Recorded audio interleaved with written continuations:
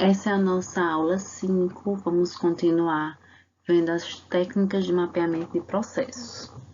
Bom, nós vamos ver agora os diagramas de trajetória. Eles são suplementos do fluxograma analítico, os fluxogramas que nós já vimos, pois consiste na sua representação gráfica no arranjo físico, tá? Os diagramas relacionados com trajetória auxiliam na visualização da relação entre os setores, podendo ser utilizado para material, pessoas ou equipamentos. Então, os mais conhecidos são os mapofluxogramas, e eles têm esse intuito de ajudar a melhorar o arranjo físico da empresa e assim buscar as melhorias contínuas, aumentar a produtividade, diminuir desperdícios, eliminar falhas.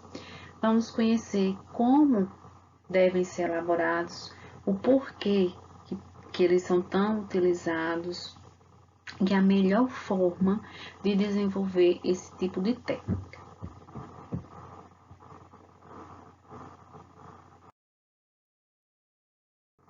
Bom, então o mapofluxograma, também denominado de mapa-fluxograma, é o diagrama de trajetória mais utilizado. Ele representa a movimentação física de um ou vários itens através dos centros de processamento dispostos no layout de uma instalação produtiva, em uma sequência de rotina fixa, tá? Ele é obtido desenhando sobre a planta da organização e o caminho percorrido pelos produtos. Então, ele é bem real, porque a gente tenta traçar em cima de medidas relativas à realidade da planta baixa da empresa.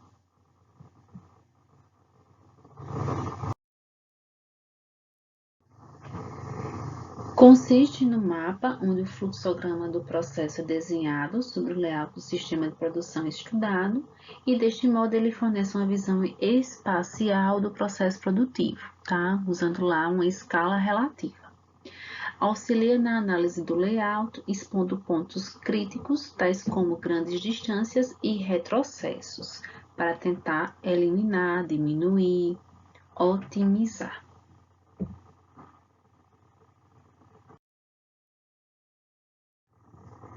Então, repetindo, ele pode representar a trajetória de produtos, materiais, de formulário e de pessoas.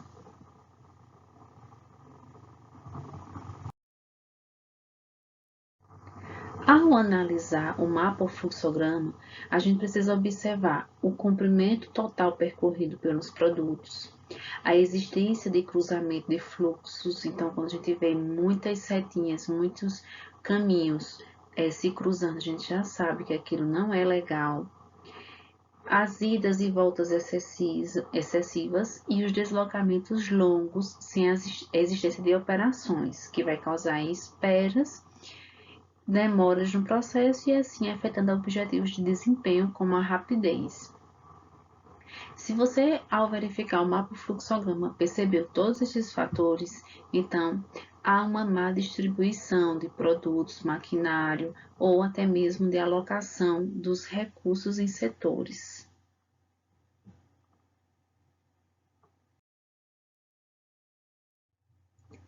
Como é a elaboração do mapa ou fluxograma?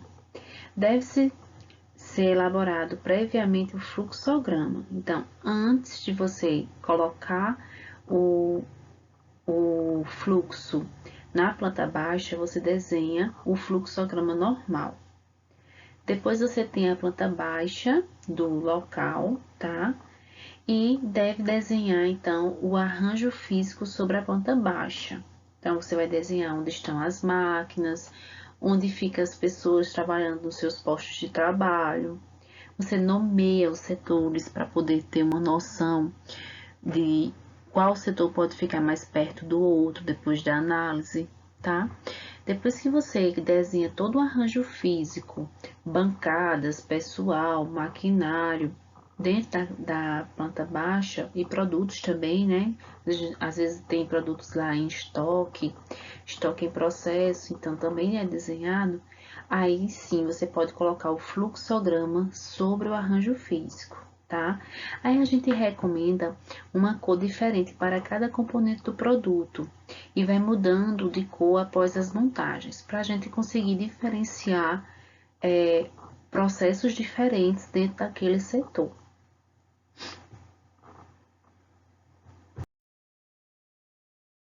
E aqui nós temos um exemplo, tá? De mapa ou fluxograma. Então, primeiro foi desenhado o fluxo antes, tá? O fluxograma usando a simbologia que a gente já conhece, né? De processamento. Vejam que aqui eles utilizaram só esperas, né? A gente pode observar algumas figurinhas, pessoal, ó. Esperas, processamentos, transportes, né? Tem muitos transportes e eu tô vendo bastante esperas. Se a gente for olhar direitinho, tá? Com certeza foi feito esse fluxo antes, foi pego a planta baixa, né?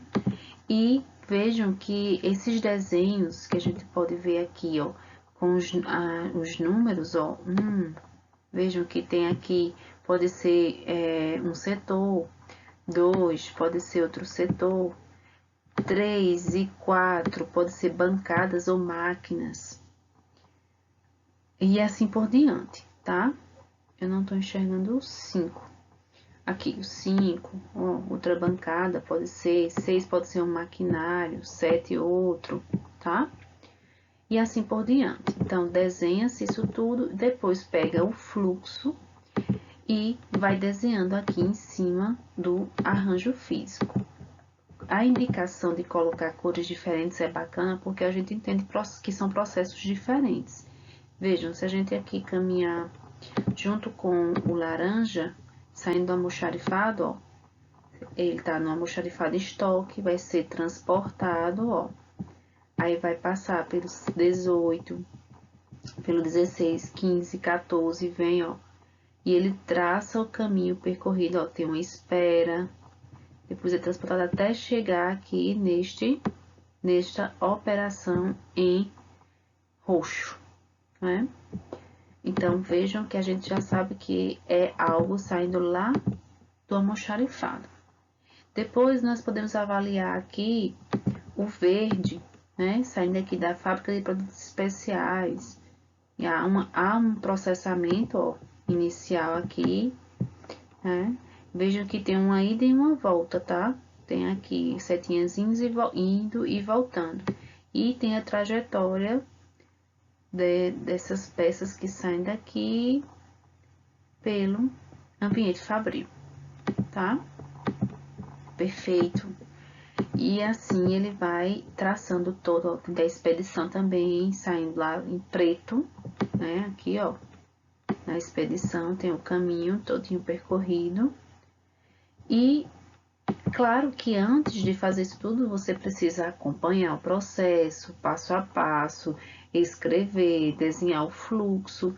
E assim aqui a gente percebe que há cruzamentos, que há retornos, que você poderia tentar otimizar fazendo movimentação de maquinário, de pessoas. Aqui não tem indicação de pessoas. Quando tem indicação de pessoas, tem sempre uma cabecinha com as mãozinhas, tá? E aí você consegue fazer a análise do fluxo dentro da planta baixa da empresa e fazer os ajustes necessários.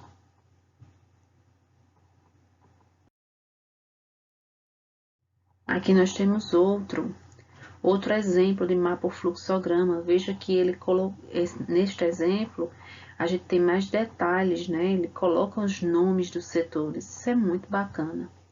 Coloca o que vai ser feito em cada setor, tá?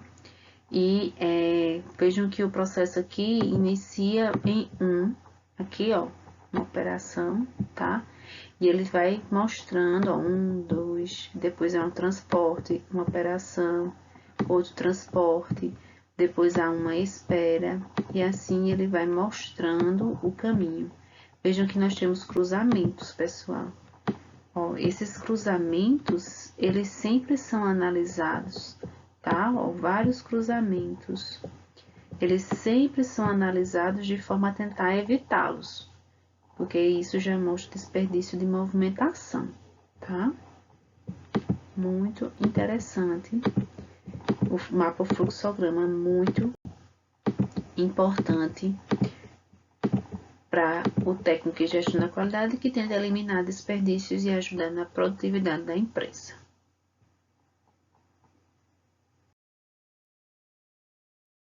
Temos outro, tá? Ele mostra o método original, ou seja, o mais atual. Nós temos aí, ó, o método mais atual, o original, e ele traça também um método novo. Veja que ele faz algumas alterações. Veja o caminho percorrido no método original, pelo fluxo que ele fala que chega aqui no caminhão, né? Ó, vamos seguir. Ó só, ele vai lá para a parte de baixo. Isso é perda de movimentação, gente. Um transporte muito longo, tá? E aí vejam que a distância percorrida aqui, ó, se torna menor no método novo. E ele só conseguiu visualizar isso depois que desenhou e colocou na planta baixa, ok?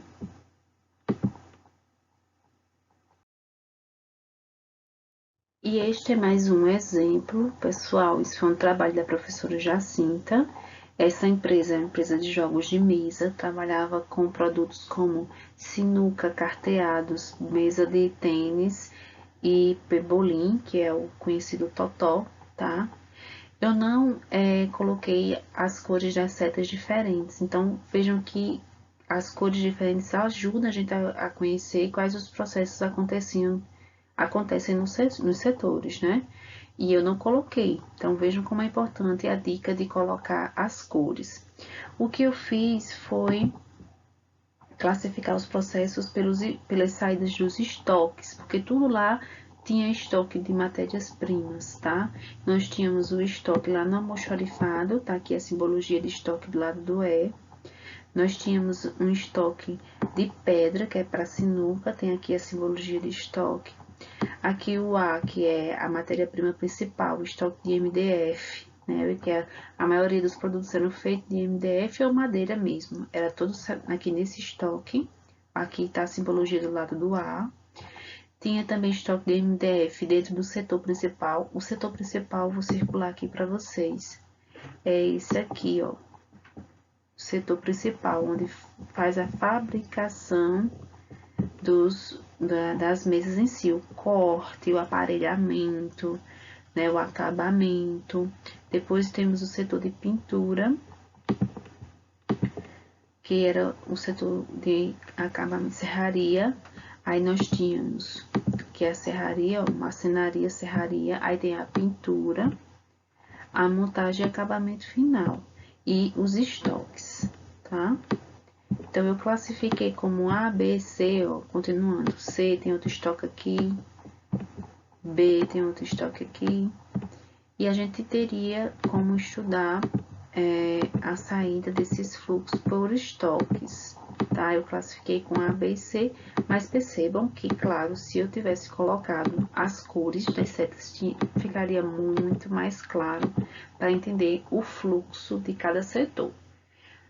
Mesmo assim, sem utilizar as cores, percebam que nós temos muitos cruzamentos, né? E o fluxo era realmente muito confuso. Vou fazer só o fluxo com vocês da matéria-prima principal. Ó, ela sai daqui do estoque A, vem para a serraria, passa pelo corte, pelo aparelhamento, pelo acabar, montar inicial, sai, já cruzou ali, aí vem para a pintura, da pintura espera para secar, sai da pintura, cura, ficava curando do lado de fora, depois acaba e monta final, e depois você levaria para embalar e fim. Esse era o principal. Então, nós temos todas as outras operações necessárias acontecendo e cruzando aqui ao mesmo tempo. Então, percebam que essa empresa precisava fazer um rearranjo do seu ambiente. Essa era a situação atual. A empresa ela tinha a condição de aumentar o seu ambiente fabril, o espaço, né, a dimensão. Então, trabalhando na hipótese de aumentar as dimensões, foi feito um estudo proposto. Gente, temos aqui. Vejam que nós continuamos com os estoques, tá? A empresa precisava de estoque. Nós temos aqui, ó, o estoque A, o estoque B, o estoque C, o estoque D, que era o almoxarifado, eu coloquei bem no centro da empresa para poder, ó, a saída do almoxarifado saía para os setores principais, tá? Produção e acabamento, embalagem e estoque E. Vamos ver agora como ficou o fluxo daquele estoque principal, que era o estoque de madeira ou MDF. Ó, saiu daqui, passaria pelo corte, pelo aparelhamento, lixa, montagem. Vim aqui, ó, para o setor de pintura veio para cá, espera para curar. Depois disso, monte e acaba final e ó, vai embora. Ficou bem mais linear. Você conseguir entender melhor o processo e ganhou muito tempo, gente. Depois eu mostro para vocês o estudo, tá? E isso é um mapa fluxograma, tá? As dimensões aqui não está. Depois eu tive que fazer no AutoCAD para mostrar as dimensões, né, em escala. Esse desenho aqui ele não está abordando em escala, tá? Mas ele está bem fiel a como ficou a disposição de todos os setores e bancadas e maquinários, ok?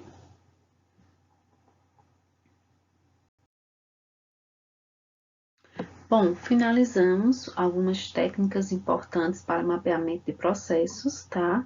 Vamos conhecer agora o desenvolvimento do método preferido, ou seja, é aquele método em que a gente foca para desenvolver soluções quando a gente trabalha a análise de processos, tá? Então, a gente precisa, nesse desenvolvimento do método preferido, eliminar todo o trabalho desnecessário, combinar operações ou elementos, modificar a sequência das operações e simplificar as operações essenciais. Esse é o grande objetivo do mapeamento através das técnicas que nós já estudamos aqui, os diagramas, os fluxogramas e os mapa-fluxogramas.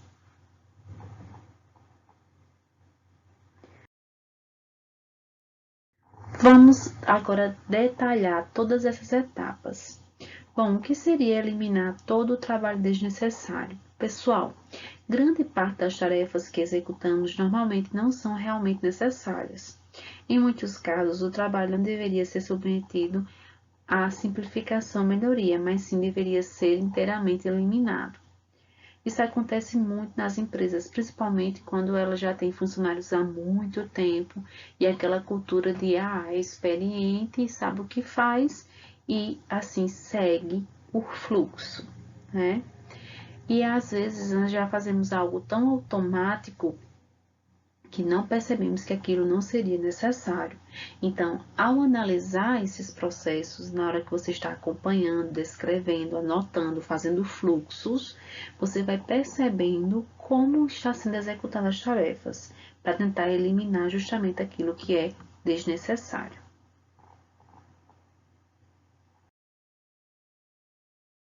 Bom, então o que deve ser feito para eliminar todo o trabalho desnecessário? Primeiro, quando você percebe que tem algo sendo feito desnecessariamente, você escolhe o custo a ser investigado. Ou seja, eu quero eliminar um custo importante, tá? Depois você identifica a causa básica que determina a necessidade do custo. Ou seja, por que estava sendo feita essa tarefa? Este custo poderia ser eliminado se não existisse alguma causa básica que o impedisse? Qual a causa disso? Por que é feita essa tarefa que não é necessária? Analisa. E você põe em dúvida a causa básica para que ela seja eliminada. Você desconsidera a causa básica, considera o que aconteceria se as operações fossem eliminadas e aplica a técnica do porquê. Qual da operação imediatamente anterior a este ser eliminado, permitindo assim que os outros serviços sucessivos sejam eliminados? Então, você começa a fazer o porquê. Por que que isso é tão importante? por que essa operação está acontecendo, tá? Então, você põe em dúvida para estudar se é realmente possível eliminar.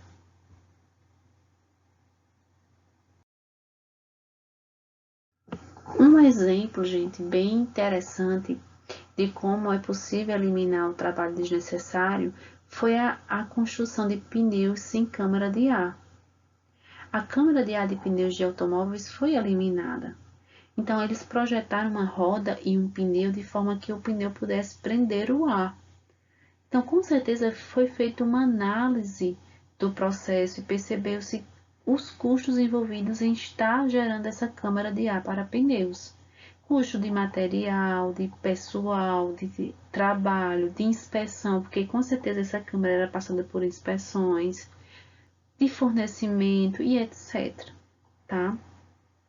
E então foi estudado uma forma melhorada, otimizada para ganhar e eliminar custos dentro da empresa, tá?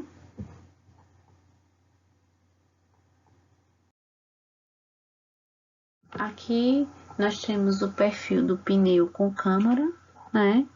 Nós percebemos que a largura da tala foi alterada e o perfil de pneu sem a câmara, tá? A largura da tala foi alterada. A roda ela tem um ressalto para fixar um talão, que eles chamam de talão de fechadura, tá?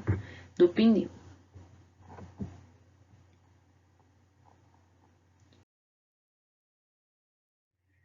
E combinar operações ou elementos. Você precisa dividir um processo em várias operações simples, tá?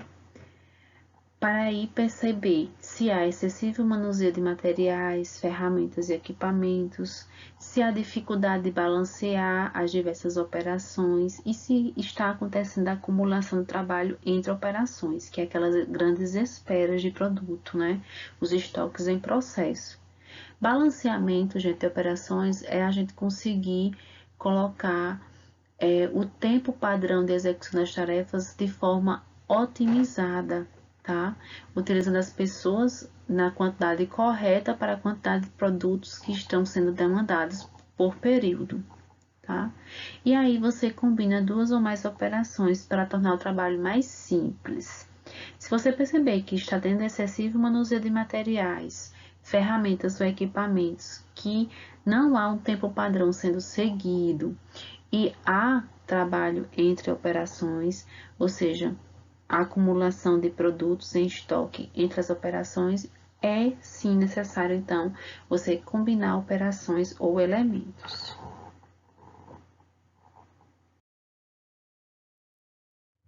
Modificar a sequência das operações. É desejável aqui questionar a ordem na qual as várias operações são executadas. E você pode pensar na mudança dessa sequência de operações para reduzir o número de defeitos, reduzir o número de inspeções, reduzir distâncias de transporte e manuseio. Então, esse é o objetivo quando a gente pensa em modificar alguma sequência da operação.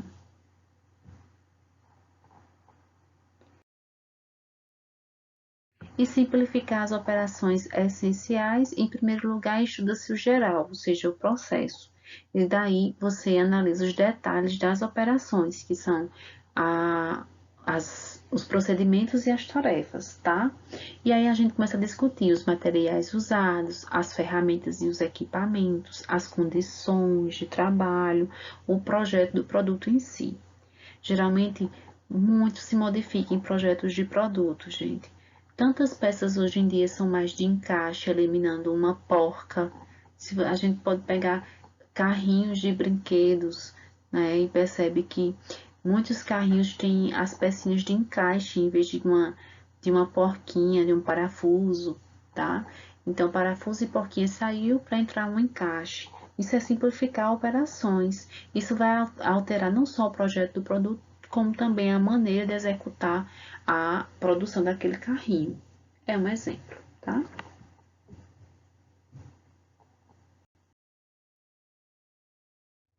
Nada do que se refere ao trabalho é perfeito.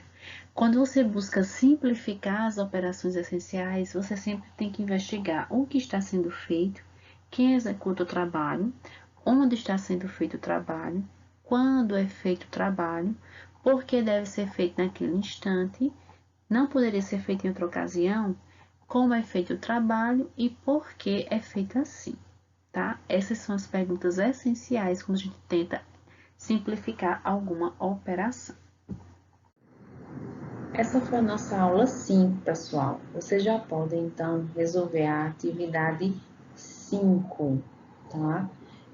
Depois que nós vimos todas aqui técnicas de mapeamento de processo para produto, vocês são aptos a realizar a atividade 5.